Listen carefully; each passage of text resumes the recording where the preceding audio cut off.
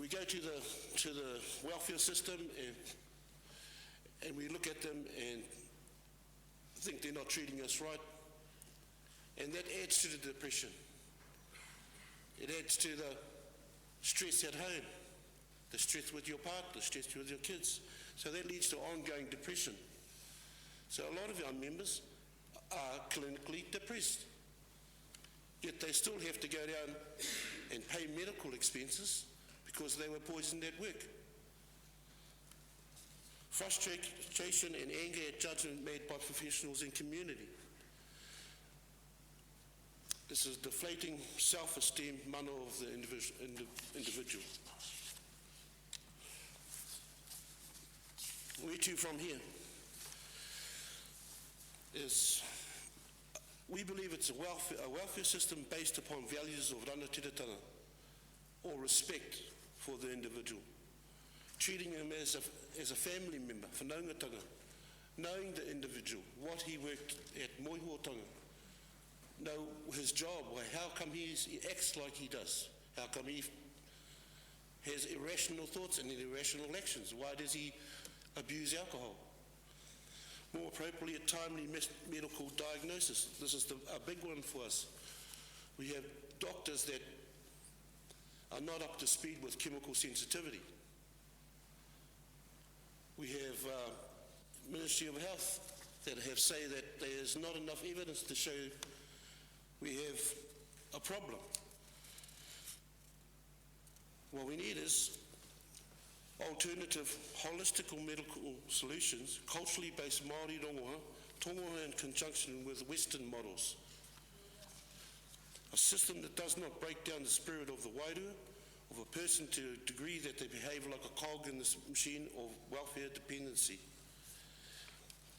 We want to reverse the cycle of dependency for our future generations. We want to have our whānau experience a more respectful, effective, appropriate welfare system. Just on that, we were sawmill workers. It was physically hard doing that job, and we loved it. We loved it. We were both pretty good sportmen, rugby players, and it would sort of was another extra training for us, and it made us strong for the game. We didn't go to work at the, well, what do they say, just before pension, we got sick and we couldn't work anymore. We didn't go for that. We went there to earn money, to clothe our children, to feed them, to educate them. But now, 20 years down the track, we are suffering these symptoms. A huge one for us is the contaminated sites. They're all on the yellow pieces there. On the yellow pieces. With these contaminated sites, a lot of them are on our marae. A lot of them are next to the community. A lot of them, one was right down the end there. I was raised up over there. I used to play in it when they're in the dumping process. When I was a young boy, as kids do. So, what I'm trying to say is that there were 36 registered sites, and that was the only 36 registered sites. 28 were risk assessed by ESR and found that they had contaminants in them.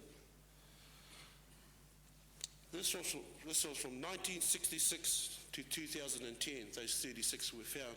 We don't know where the sites were when the mill started in 1950 to 1966. Where are these sites? And I guess what I'm trying to say here is, are these people that are on sickness benefit, on invalid benefit in Whakatane, have they been contaminated because of the sites that are on our waterways, in our tributaries, canals, and everywhere?